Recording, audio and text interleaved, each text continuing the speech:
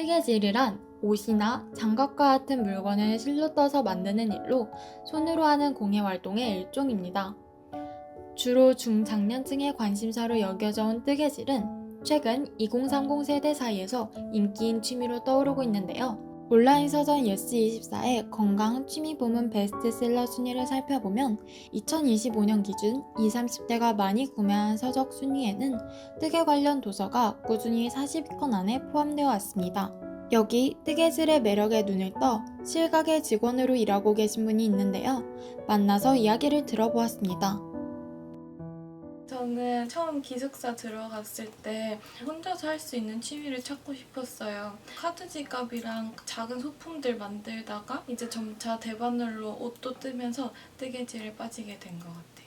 제가 직접 손님들한테 실을 추천해주고 뜨개질이랑 실에 대한 이해를 더 높이고 싶다는 마음에 지원을 해서 손톱뜨개에서 일을 하게 되었어요. 저는 망원동에 위치한 솜솜뜨개에서 일을 하고 있는데 여기 있는 실들로 뜬 옷들도 샘플로 전시가 돼 있어서 손님들이 직접 만져보면서 어떤 실들이 어떤 느낌을 가지고 있는지 알 수 있어요. 그리고 계절별로, 색깔별로 실을 모아놓기 때문에 원하는 실을 빨리 찾을 수 있다는 장점이 있습니다. 솜솜뜨개에서 일하다 보니까 확실히 요즘에 젊은 손님들이 많이 온다는 걸 느꼈는데 아무래도 뜨개질이 직접 자기가 뜨고 싶은 도안이랑 실을 정해서 하는 거다 보니까 자기 표현을 중요시하는 젊은 사람들한테 인기가 많은 것 같아요. 성대신문에도 최근 뜨개질에 푹 빠져있는 기자분이 계신다고 하는데요. 기자분과 만나 뜨개질에 대해 더 알아가며 직접 작품도 만들어 보도록 하겠습니다. 안녕하세요. 평소 뜨개질을 좋아한다고 들었는데 지금은 못 뜨고 계신 거예요? 지금 날씨가 선선해지고 있어서 이렇게 반팔 위에 걸칠 아우터를 만들고 있습니다. 오, 우와, 멋진데요? 혹시 다른 작품들도 보여주실 수 있나요? 네. 이건 제가 신문사에 넣고 다니는 뜨개 가방인데요. 한번 안에 뭐가 있는지 보여드리도록 하겠습니다. 초보 시절에는 이런 소품들 위주로 떴고 지금은 옷을 주로 만드는 편이에요. 와, 신기해요. 저도 집에 있다 보니까 조금 심심해가지고 좀 취미 찾고 있었는데 한번 어떻게 알려줄 수 있나요? 당연하죠. 그러면 같이 뭘 뜰지부터 정해보도록 합시다. 그러면 도안을 본격적으로 고르기 전에 뜨개질에 대한 기초 상식을 알려드리도록 할게요. 먼저 바늘의 종류는 크게 코바늘과 대바늘로 나뉘어요. 먼저 코바늘은 이렇게 한 손으로 실을 잡고 다른 손에 바늘을 잡아서 실을 끌어오는 방식으로 뜨는 기법이고요. 대바늘은 이렇게 두 손에 모두 바늘을 잡고 실을 직접 손으로 이렇게 바늘을 감아서 뜨는 방식입니다. 항상 그런 건 아니지만 이 코바늘로는 작은 소품을 만들고 대바늘로는 비교적 큰 의류나 목도리 같은 작품을 만드는 편입니다. 이렇게 바늘에 따라서 뜨는 방법도 다르고 결과물의 느낌도 다르니까 도안을 고를 때 바늘의 종류도 꼭 확인하셔야 합니다. 혹시 떠보고 싶은 작품 있어요?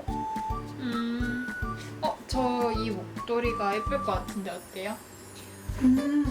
귀엽긴 한데 실이 이렇게 복실복실하면 코바늘은 코가 잘 안 보여서 어려울 수도 있거든요. 그래서 혹시 다른 거는 뭐가 좋을 것 같아요? 그냥 이 티커스터도 가능할까요?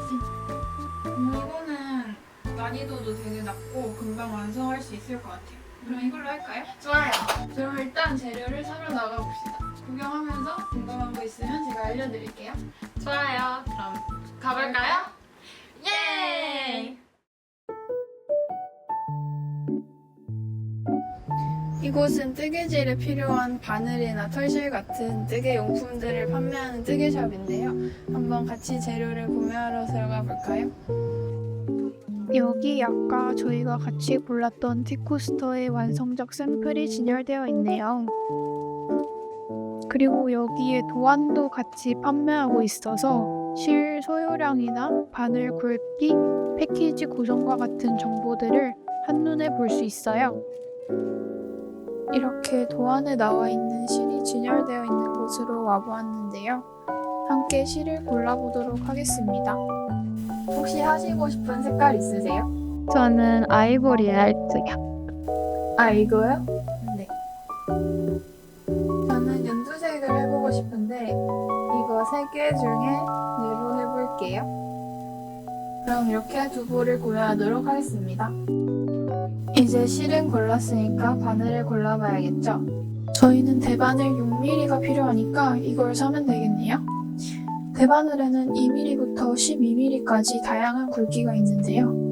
바늘이 두꺼워질수록 편물이 더 빨리 자라고 바늘이 얇으면 편물이 촘촘하게 만들어진다는 특징이 있답니다. 그리고 케이블과 바늘이 일체형으로 되어 있는 줄바늘이 있고 케이블과 바늘이 분리되는 조립식 바늘도 있는데요. 줄바늘이 보통 더 저렴해서 이번에는 이걸로 구매해봅시다. 그럼 본격적으로 뜨개질을 배워볼까요? 좋아요.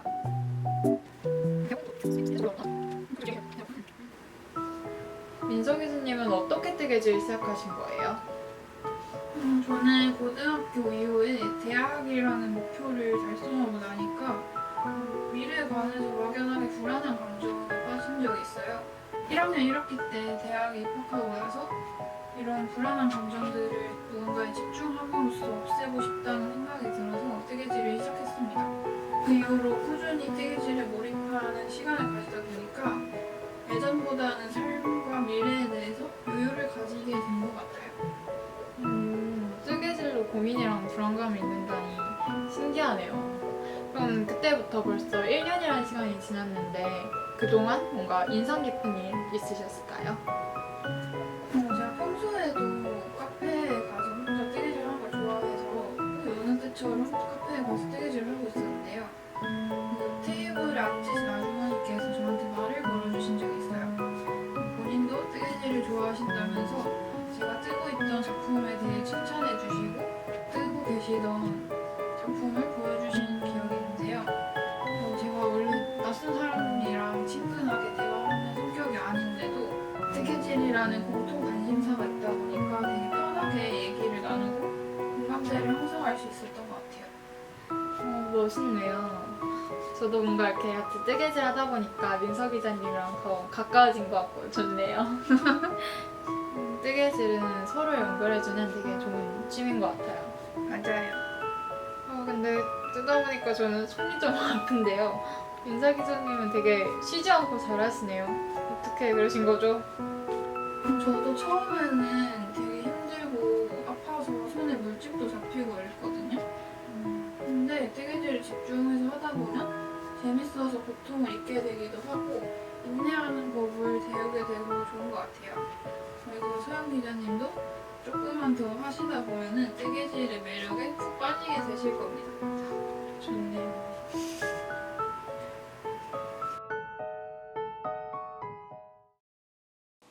제가 민서 기자님으로부터 뜨개질을 배운 지 벌써 며칠이 지났는데요. 이렇게 예쁜 티코스터를 완성했습니다. 사실 뜨면서 몇 번 그만두고 싶었던 순간들이 있었는데 이렇게 완성하고 나니까 뿌듯하기도 하고 지금까지의 고생들이 보상받는 것 같아요. 평소에는 주로 쇼폰과 같은 컨텐츠를 보면서 시간을 보냈었는데 이렇게 무언가에 몰입하는 시간을 갖다 보니까 집중력도 높아진 것 같고 훨씬 차분해진 것 같아요. 또 같이 뜨개질을 배우면서 시간을 보내다 보니까 함께 일하고 있는 민서 기자님이랑도 친해질 수 있었던 것 같아 좋았습니다. 지난 며칠 동안 뜨개질을 배우며 뜨개질의 긍정적인 영향들을 직접 느껴볼 수 있었는데요. 리빙 디자인학과 김성달 교수님을 만나 뜨개질의 다양한 효과들에 대한 질문을 드려보았습니다.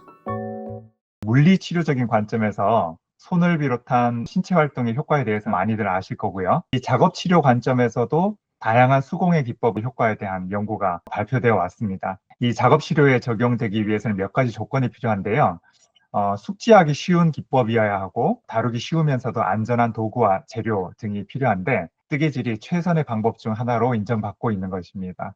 이러한 뜨개질과 수작업을 통해 신경근 기술, 미세운동 기술, 인지 기술에 대한 효과를 입증하는 여러 연구를 통해 발표되어 왔고 시간과 장소의 제약 없이 촉각적 창의 활동을 통한 성취감을 통해서 소확행을 경험하게 되는 것입니다.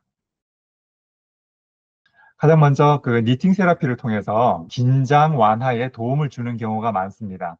예를 들어서 올림픽 선수들이 대기 중에 뜨개질을 하는 장면을 여러분 보셨을 텐데 손은 움직이는데 맥박수는 떨어지는 명상의 효과를 보았다고 합니다. 그리고 두 번째로는 여러 연구들에서 노인성 치매나 인지 장애를 앓고 있는 환자들을 대상으로 니팅 테라피를 적용했더니 병의 진행 속도가 더뎌지거나 인지 기능이 향상되었다는 결과가 나왔다고 합니다.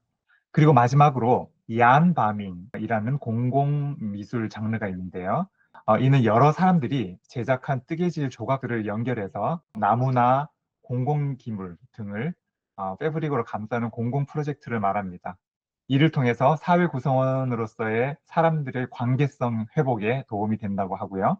영국의 초등학교에서는 학생들을 대상으로 얀바밍 프로젝트를 시행했더니 학교 폭력 건수가 대폭 줄고 스마트 기기의 중독으로부터 많이 개선되었다는 연구 결과도 있었습니다. 이처럼 뜨개질의 다양한 효과들을 바탕으로 뜨개질은 많은 세대로부터 사랑받는 문화로 자리 잡고 있습니다. 실과 바늘로 새로운 세계를 만들어가는 뜨개질, 여러분도 함께 그 매력에 빠져보는 건 어떨까요?